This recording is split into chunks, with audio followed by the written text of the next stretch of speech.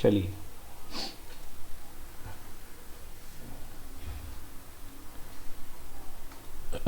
First question पढ़ो बेटा। The position vectors of points A and B are A vector and B vector respectively. P divides AB in the ratio 3:1 and Q is midpoint of AP. Find the positive position vector of Q. चलिए बताइए बन जाएगा। हाँ सब बन जाएगा। देखिए जो P डिवाइड्स कर रहा है AB को वो कितने रेशो में डिवाइड कर रहा है? P डिवाइड कर रहा है AB को A वेक्टर B वेक्टर इसके दिए गए हैं। P divides AB in the ratio 3:1 and Q is the mid point of AP। जो Q है वो मिड पॉइंट है AP का। तो आपको Q का पोजीशन वेक्टर निकालना है, Q का। तो पहले हम किसका निकाल लेंगे बेटा? P का। तो जो P है वो डिवाइड कर रहा है 3:1 में, मतलब 3 हिस्से इधर और 1 हिस्से इधर। तो ये आ गया अपने पास बेटा 3 vector B plus vector A upon 4। अब इसका मिड पॉइंट निकालना, तो मिड पॉइंट इक्वल टू क्या होगा? OA प्लस OP का हाफ। तो हाफ कर देंगे, बोलो बन जाएगा। क्लियर? बन जाएगा सर। ओके नेक्स्ट अगला क्वेश्चन। डायगोनल दिया है, एरिया निकालना है। आंसर होता है 1/2 D1 vector cross D2 vector. Clear? Done? कर लोगे? सर कर लोगे? बन जाएगा? कर लूंगी सर। चलो नेक्स्ट क्वेश्चन 2 पढ़ो question. If P234 is the foot of perpendicular from the origin to a plane, then write the vector equation of this plane. बताइए vector equation of the plane क्या होगा?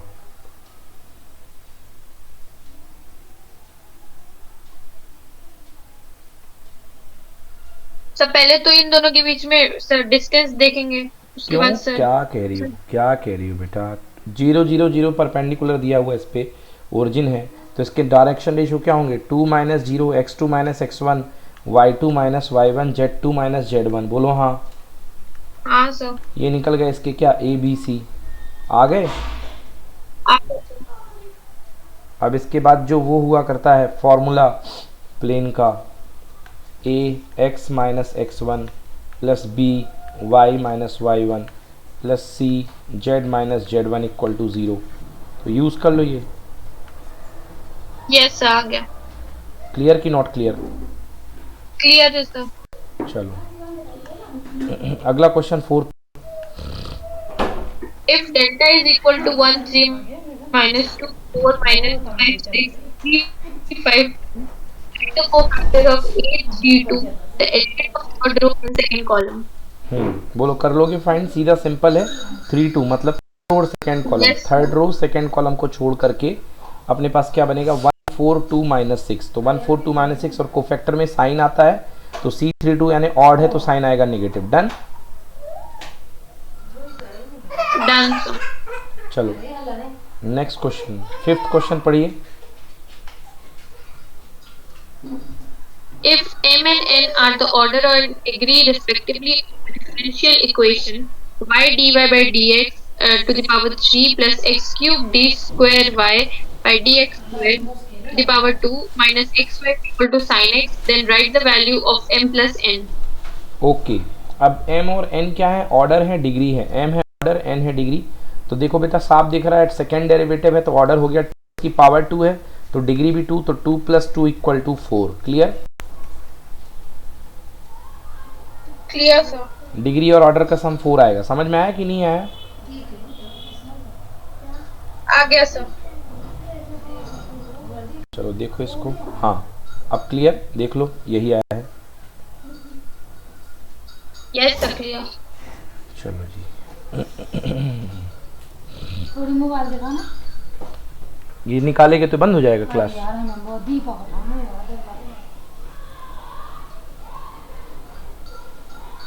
चलिए अगला क्वेश्चन पढ़ो बेटा। Right Write the differential equation representing the curve y square is equal to 4ax where a is an arbitrary constant. तो a is the arbitrary constant, तो differentiate कर दो बेटा। एक कांस्टेंट है y square equal to 4x, तो 4 equal to 2/d/dx, और ये 4 की वैल्यू जो उठाई है बेटा ये इसमें पुट कर दो यहाँ पे। देखो आ गया आंसर। हाँ सर, आ गया। चलो अगला क्वेश्चन पढ़ो बेटा। To raise money for an orphanage, students of preschools A, B, and C organized an exhibition in their locality where they sold paperbacks, scrapbooks, and pastel sheets made by them using recycled paper at the rate of rupees 20, rupees 15, and rupees 5 per unit respectively. School A sold 25 paper bags, 12 scrapbooks, and 34 pastel sheets. School B sold 22 paper bags, 15 scrapbooks, and 28 pastel sheets, while School C sold 26 paper bags, 18 scrapbooks, and 36 pastel sheets. Using matrices, find the total amount raised by each school, but by such exhibition, which values are calculated in the students. Okay, तो ये सारी चीज़ें दी गई हैं। Okay, सारी चीज़ें दी गई हैं। इसके बाद देखिए जो कॉस्ट है, तो देखिए स्कूल ए के लिए जो पेपर बैग की कॉस्ट है 20 है। ओके, स्क्रैप बुक की कॉस्ट 15 है और पेस्टल सीट की कॉस्ट 34 है। तो ये कितने का है? 3x3 का है। और ये कितने का है? ये 3x1 का है। तो 3x3 मल्टीप्लाई बाई ये कर देंगे। बोलो आ जाएगा आंसर? आ जाएगा सर। ओके, तो स्कूल ए, स्कूल बी, स्कूल सी की टोटल डोनेशन जो है अमाउंट रेज आ गया, बन जाएगा। कोई दिक्कत तो नहीं है इसमें? नो सर, कोई दिक्कत नहीं। देख लो एक बार सोल्यूशन, यहाँ तक कोई प्रॉब्लम? No sir. चलो ठीक है। ओके, देन इसके बाद है अगला क्वेश्चन, ये पढ़ो 8th question. Let a 2 3 minus 1 2, then show that a square minus 4a plus 7i is equal to 0. Using this result, calculate a cube also. Or if a is equal to 1 minus 1 0 2 5 3 0 2 1, find a inverse using elementary row operations. तो कैसे करेंगे? देखिए सबसे पहले सारी values निकाल लो, उसको put कर दिए तो 0 आ गया। इसके बाद ए स्क्वायर ले लिया, यहाँ पे हमें ए क्यूब निकाल लिया। ओके, और हमें क्या ए क्यूब फाइंड करना है, तो ए क्यूब फाइंड करने के लिए ए स्क्वायर में ए का मल्टीप्लाई कर दो। तो ए स्क्वायर आ गया है और ए का मल्टीप्लाई किया तो 4a स्क्वायर माइनस 7a आई। ए स्क्वायर की वैल्यू कितनी आई थी बेटा अपने पास? 4a माइनस 7a आई, पुट कर दिया तो ये हो गया 16a minus 7i minus 7a। Solve करके वैल्यू निकाली। बोलो समझ में आया कि नहीं आया? यस, आ गया। चलो चलिए अगला क्वेश्चन इसका है बेटा, देखो using find A inverse using elementary row operation. Elementary row operation का यूज़ करके हमको वो निकालना है, इनवर्स निकालना है एलिमेंट्री। तो एलिमेंट्री रो ऑपरेशन हट गया बेटा, बट मैंने कराया था, याद करो। मैं कहता रहा हूँ a इक्वल्स टू आई ए, याद आया? यस सर, याद है। और इसके बाद तब तक बदलो कि ये वाला जो पार्ट है ये आई में कन्वर्ट हो जाए और ये वाला पार्ट कन्वर्ट हो जाएगा ऑटोमेटिकली ए इनवर्स में, और ये तो रहेगा ही, जो भी रहेगा रहेगा। क्लियर? याद आया? तो ये आई बदल जाएगा तो इनवर्स हो जाएगा। तो बस ऑपरेशन लगा लगा करके इसको 1 0 0 0 1 0 0 0 1 बनाना है। तो ऑपरेशन देख के लगाते जाइए, लगा लीजिएगा, जब भी सॉल्व करने को दे दूंगा अभी।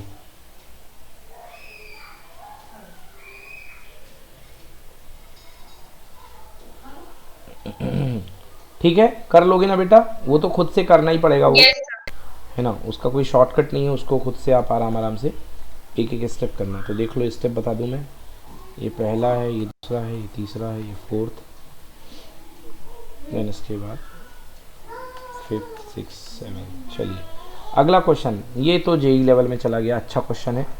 कह रहा है if x y z are in G then using properties of determinant show that this equal to 0। तो कैसे? पी एक्स प्लस वाई है, तो पी एक्स प्लस वाई है, तो यदि मैं इसमें C1 पी का मल्टीप्लाई इसको माइनस कर दूं तो ये मेरे पास 0 बन जाएंगे। 2 0 तो मेरे पास बने दिख ही रहे हैं, है ना। C1 में 2 0 तो सामने सामने बन ही रहे हैं, ये बन गए 2 0। इसके बाद C1 को एक्सप्लोर कर दिया तो पी एक्स स्क्वायर और x y minus z square, x y ये जीपी में थे तो इसकी वैल्यू 0 हो गई। हाँ तो ठीक है। चलो बेटा अगला क्वेश्चन 10th पढ़ो बेटा श्रुति। Evaluate integration of mod x cos pi x dx from -1 to 1. तो बेटा पाई कॉस को ब्रेक करेंगे, मॉड पाई एक्स यानी कि f x f minus x equal to ये हो जाएगा। अब f minus x equal to f x है, मतलब इवन है, बोलो हाँ। हाँ सर। इवन है तो आपको पता होगा 2 अब 0 टू पाई में टूट जाएगा, 2 0 टू 1 में, माइनस 1 टू 1 है। अब 0 टू 1 में देखो बेटा cos pi x 0 to 1 to में ये आधा पॉजिटिव होगा और आधा नेगेटिव होगा। क्यों श्रुति? क्योंकि देखो बेटा जब तक 0 से लेके 1 में आप 1/2 तक जाओगे तो cos 1 pi by 2 cos 0 first quarter में 0 से लेके पाई बाई 2 पॉजिटिव होता है कि नहीं होता? होता है सर। तो x की वैल्यू 1/2 हो जाएगी तो कॉस पाई बाई 2 हो जाएगा, तो पाई बाई 2 पे तो 0 हो जाएगा, उसके पहले तो पॉजिटिव होगा ना। यस सर होगा। और फिर 1/2 के आगे क्या होगा? नेगेटिव होगा कि नहीं होगा? होगा सर। ओके, दूसरा तरीका मेरा वाला, उसको 0 करके देखते हैं। तो x cos pi x equal to 0, मतलब क्या बेटा? यानी x इक्वल टू 0 या cos pi x equal to 0, यानी cos pi x equal to 0, pi x equal to pi by 2, तो x equal to pi by 2। तो एक पॉइंट आपका 0 बन गया, खैर वो तो स्टार्ट है, सॉरी पाई से पाई कैंसिल बेटा, x इक्वल टू 1/2, और एक पॉइंट आपका बन गया 1/2। तो कहाँ से कहाँ लिमिट चलेगी? 0 से लेके 1/2 और एक चलेगी 1/2 से लेके 1। बोलो यस कि नो?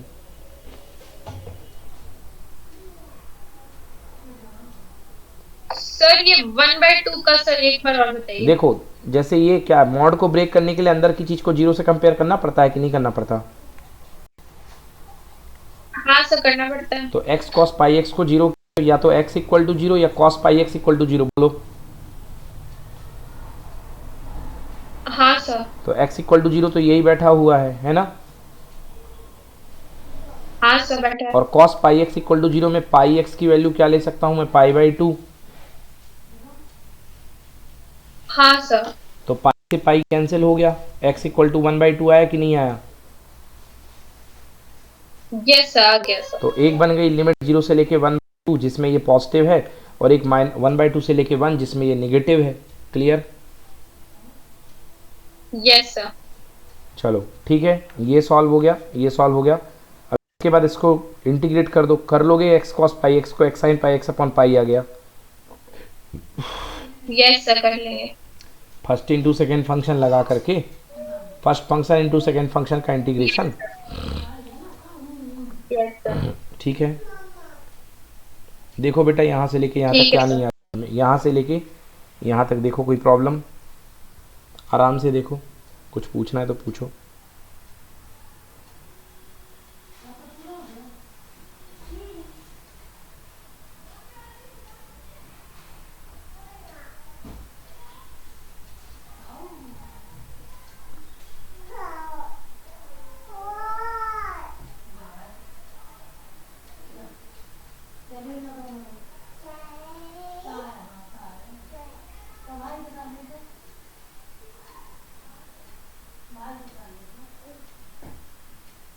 यस सर क्लियर है सर। क्लियर, चलिए करके जरूर दीजिएगा। अगला क्वेश्चन देखिए, 1 plus sign 2x upon 1 plus cos 2x ई की पावर 2x। तो मेरा मन कह रहा है कि भाई 2x को सबसे पहले t ले लो तो थोड़ा राहत मिल जाएगी। चलो सोल्यूशन देखते हैं। बेटा क्वेश्चन लिख लो कॉपी में एक बार।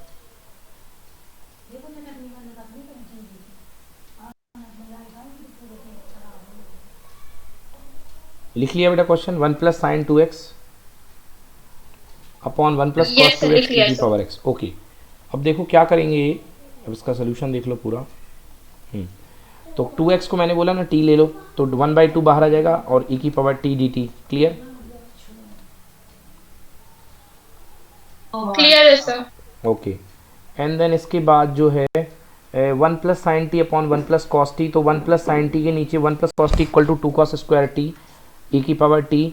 तो 2 कॉस स्क्वायर को ब्रेक कर दो तो 1/2 बाहर तो है ही, 1/2 सेक स्क्वायर टी, और 2 टी से कॉस कट जाएगा तो 2 tan टी। बोलो याद आया? क्लियर? यस सर याद आया। अब वो एक मैंने पढ़ाया था तुमको, राजा रानी गए बाजार, मिला रास्ते कल्लू लोहार, राजा ने रोकी कार, रानी कल्लू फरार। याद आया? यस सर याद है। देखो एक कल्लू बैठा हुआ है कल्लू। रानी कहाँ है? रानी कौन है भाई? रानी मतलब FT। ये देखो रानी है ना, यस सर है। कल्लू रानी आंसर आ जाएगा। तो 2 बाहर से था, ये अपना है कल्लू और ये है tan t/2। Done. Done sir, done. T की वैल्यू रख दो बेटा, आंसर आ गया। Any yes problem? Sir. T की पावर 2x है ना, 2x sorry, yes sir. 2x। तो बेटा 1/2 e की पावर 2x और tan t है ना, 2x अपॉन 2 कैंसिल, तो tan x आ गया। ये देखो बन जाएगा। बन जाएगा सर। चलो अगला क्वेश्चन देखो बेटा, x की पावर 4 और नीचे है x minus 1 x square plus 1। Question note करो। हाँ पहला वाला बन गया, दूसरा वाला क्वेश्चन नोट करो बेटा। x की पावर 4, देखो ऊपर पावर 4 है, नीचे पावर 3 है, मतलब क्या है, प्रॉपर है, इम्प्रॉपर है। तो बेटा इसको पहले प्रॉपर में बदलेंगे डिवाइड करके। यस कि नो? Yes sir. चलो तो इसको पहले प्रॉपर में बदल लेते हैं। बताइए, पहला ये है, पहला स्टेप तो ये ठीक है बिल्कुल। दूसरा स्टेप, इसको ओपन कर लिया, डिवाइड किया, x plus 1 this race upon this की फॉर्म में लिख दिया। बोलो क्लियर यहाँ तक? Yes sir. ठीक है। x²/2 plus x plus i1 है ना। अब इस i1 को तोड़ेंगे बेटा, तो देखो इसमें और इसमें ब्रेक होगा, दो फॉर्म में कि नहीं होगा? यस सर, होगा सर। ओके होगा। अब देखो a और b की वैल्यू, यहाँ से b की वैल्यू भी आ जाएगी, ये b की वैल्यू आ गई। क्लियर? क्लियर है सर। कंपेयर करने पर 3 टूटे हैं, a b c तीनों चाहिए है। हाँ c भी है, तो c की वैल्यू भी आ गई बेटा। कंपेयर करने पर पुट कर दिया, c की वैल्यू, a की वैल्यू, b की वैल्यू। तो पहला तो -1/2 log x - 1 बन जाएगा, और दूसरा वाला x upon x square plus 1, और ये 1/2 -1 अपॉन एक्स स्क्वायर प्लस 1, ये तो 10 में आ जाएगा। और x upon x square plus 1 में है ना 1/2 x upon x square plus 1 के लिए क्या करेंगे, देखिए integration 1/2 x square plus 1। Okay ठीक है बेटा। तो एक काम करेंगे बेटा कि यहाँ पे 2 का मल्टीप्लाई कर देंगे, 2 का डिवाइड कर देंगे, तो ये बेटा 1/2 हो जाएगा, और ऊपर हो जाएगा 2x upon x square plus 1, और 2 पहले से ही था तो 2 × 2 4 बन जाएगा। तो ये देखो 1/4 आ गया। बोलो क्लियर है? क्लियर है सर। चलो तो इसको हम ऐसे सॉल्व कर लेंगे। ओके श्रुति बन जाएगा, देख लिया अच्छे से? सर एक बार और दिखा दीजिए सर। हाँ बेटा ये देखिए, स्टार्ट से दिखा रहा हूँ, आप बताते जाना। स्क्रॉल डाउन करने के लिए आप बोल दीजिएगा। फर्स्ट पार्ट देखो। Okay sir.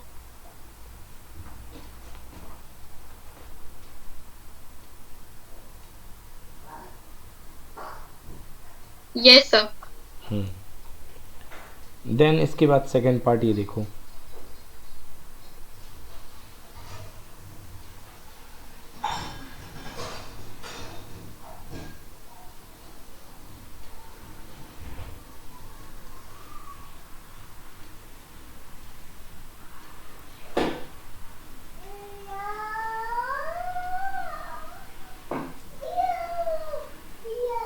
Yes done? Done sir, done. Then इसके बाद ये देखिए,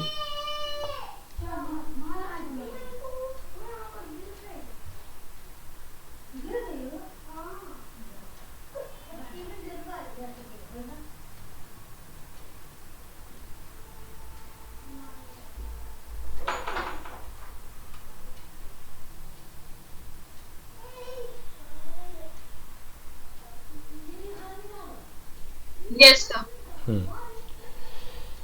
ओके। देन लास्ट ये वाला पार्ट देखिए।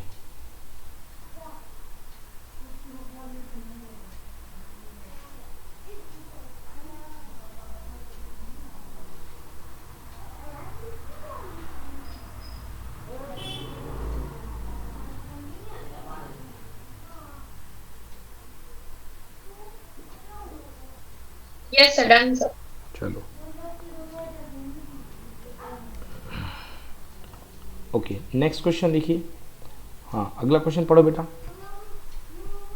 Consider the experiment of tossing a coin. If the coin shows tail, toss it again, but if it shows head, then throw a die. Find the conditional probability of the event that the die shows a number greater than, given that there is at least one head. अगर एक head आ चुका है तो 3 से बड़ा number होने की probability बताओ। तो हेड आने के केस कितने हैं भाई? देखिए, हेड आने के केस 1 2 3 4 5 6, ठीक है ना। Given that there is at least one head, तो नीचे आएगा 6 और उसमें कह रहा है कि ग्रेटर देन 3, तो 4 5 6, 3 केस हैं 4 5 6 के, तो 3 आउट ऑफ 6, तो प्रोबेबिलिटी बननी चाहिए 1/2। चलिए चेक करते हैं। देखिए लिखने का तरीका बेटा, सैंपल स्पेस ये बन गया, बोलो क्लियर है? ओ एक मिनट बेटा, क्लियर है सर। एक मिनट, एटलीस्ट वन हेड, तो वन हेड तो इसमें भी आया है ना। There is shows the number given then at least one head, find the condition probability at least one head, तो नीचे वाले केस में ये भी आएगा at least one head. B already happened. Okay, तो 1 2 3 4 5 6 7 केसेस हुए। तो चलिए पी ए ले लिया हमने, die shows a number greater than 3 and P B there is at least one head, तो नीचे आएगा पी बी और ऊपर आता है P A intersection B, conditional probability का फॉर्मूला क्लियर है? क्लियर है sir. Okay,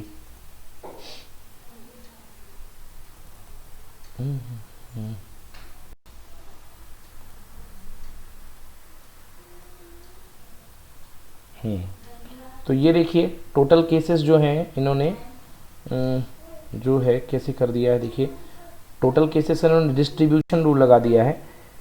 P tail head, head 1, head 2, head 3, head 4, head 5, head 6, तो नीचे जो प्रोबेबिलिटी बनेगी बेटा वो 1/4 प्लस 1/12 प्लस 1/12 प्लस 1/12 प्लस 1/12 1/12 1/12। याद है ऐसा मैंने क्वेश्चन बताया था बेटा?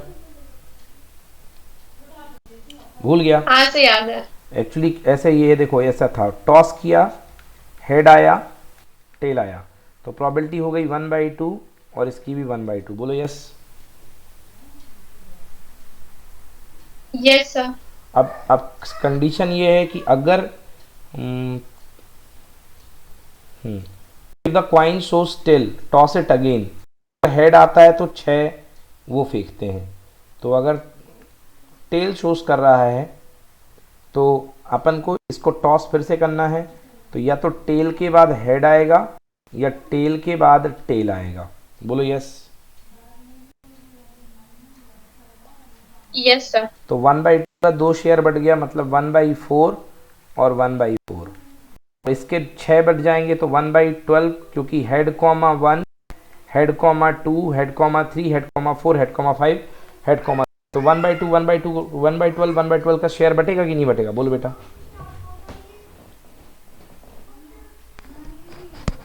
यस सर होगा। ओके, तो एटलीस्ट वन हेड आने के टोटल केसेस हो गए 3/4, हुए कि नहीं हुए? हो गए सर। और उसके ऊपर 3/4 के ऊपर कॉमन केसेस जिसमें 3 से बड़ा नंबर आए, तो 1/12 प्लस 1/12 प्लस 1/12 मतलब 3/12। क्लियर? कर लोगे? यस सर कर लेंगे। आंसर 1/3 बन जाएगा ना? यस सर बन जाएगा। ठीक है, नेक्स्ट क्वेश्चन। अगला क्वेश्चन बच्चों जेई लेवल का है, शुद्ध JEE. How many times man toss a fair coin such that the probability having at least one head is more than 90%। तो कह रहा कि कितने बार एक बंदे को एक फेयर कॉइन को टॉस करना पड़ेगा जिससे कि उसके पास एटलीस्ट वन हेड। तो एटलीस्ट वन हेड को क्या बोलते हैं बेटा? लिख लो कॉपी में, probability at least one head equal to 1 minus probability of no head.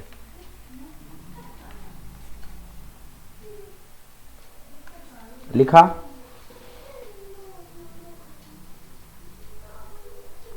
Yes sir लिखा। तो probability at least one head equal to 1 minus probability of getting no head. इस कंसेप्ट से ये लगेगा और बाइनोमियल थ्योरम बर्नौलीज थ्योरम इसमें लगेगी। तो देखिए, मान लो सिक्के को आपने n टाइम्स क्रॉस किया है। अब कह रहा है कि एटलीस्ट वन हेड की प्रोबेबिलिटी 90% हो। 90% को आप फ्रैक्शनल प्रोबेबिलिटी में दो तो 90/100। क्लियर? Clear sir. तो 1 minus no head, 1 minus zero head, तो जीरो हेड आने की प्रोबेबिलिटी कितनी हो गई? Minus zero head equal to 90/100। बोलो बेटा यस और नो। Yes sir. हाँ बेटा, जीरो हेड को ले आओ तो उधर जीरो हेड आ जाएगा, तो यहाँ 1 माइनस 90/100 मतलब 1/100 बचेगा कि नहीं बचेगा बताओ?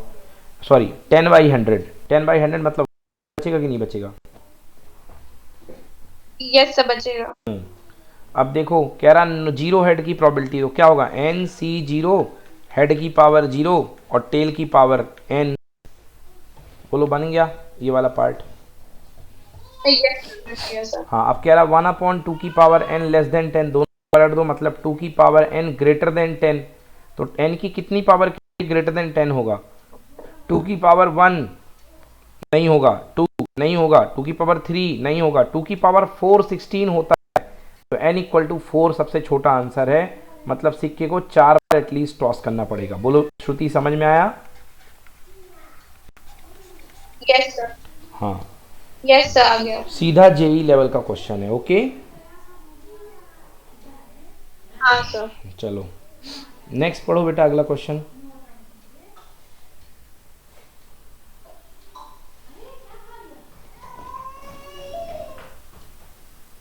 For three vectors A, B, and C, if A cross B is equal to C and A cross C is equal to C, then prove that A, B, C are mutually perpendicular vectors. Mod B is equal to mod C and mod A is equal to 1.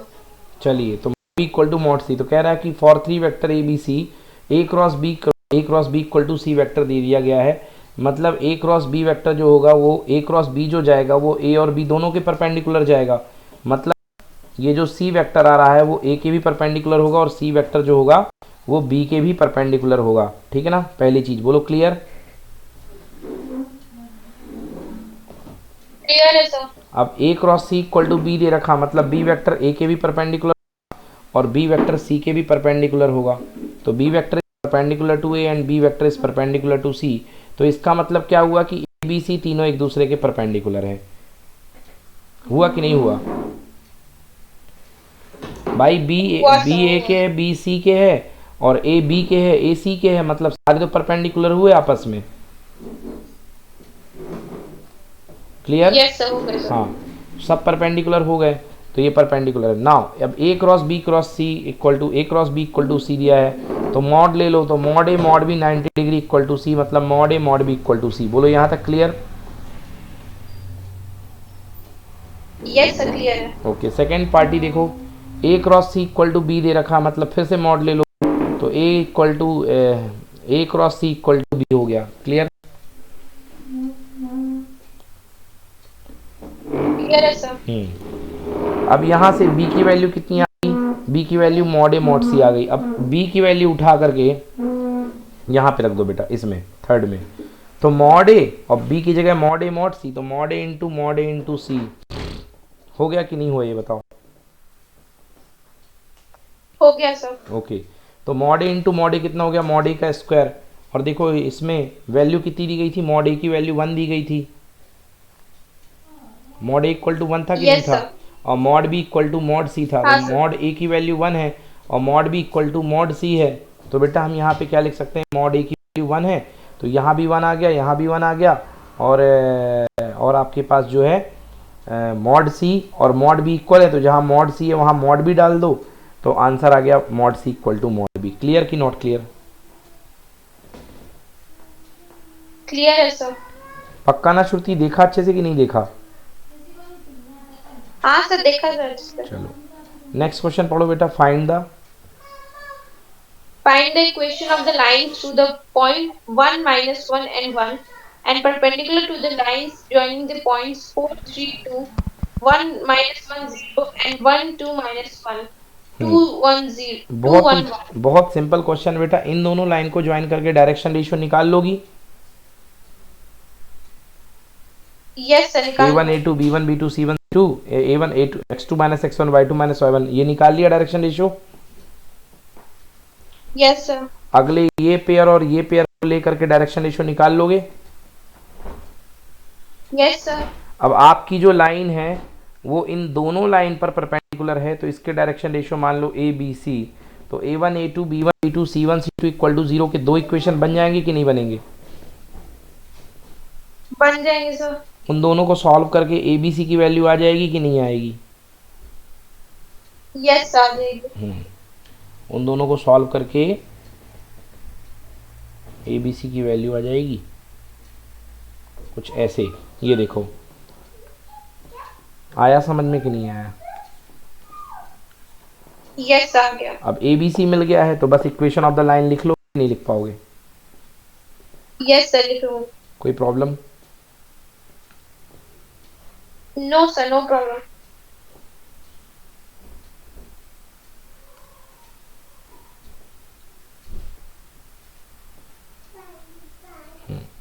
चलिए अब next question देखते हैं। अगला question पढ़ो श्रुति, ये वाला। Find the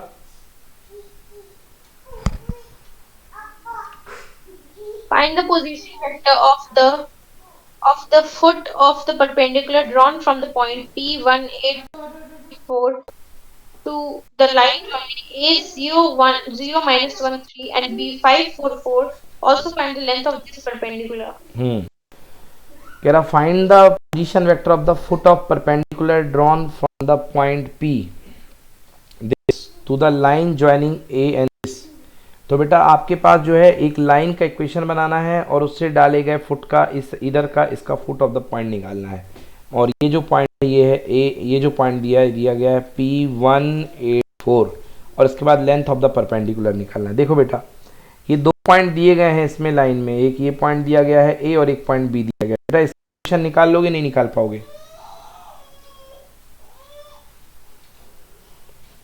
line का equation नहीं निकाल पाओगे? एक बार रिपीट करिए। बेटा ये दो पॉइंट लाइन के दिए गए हैं A और B, तो दोनों पॉइंट का यूज करके लाइन का इक्वेशन निकाल लोगे, नहीं निकाल पाओगे?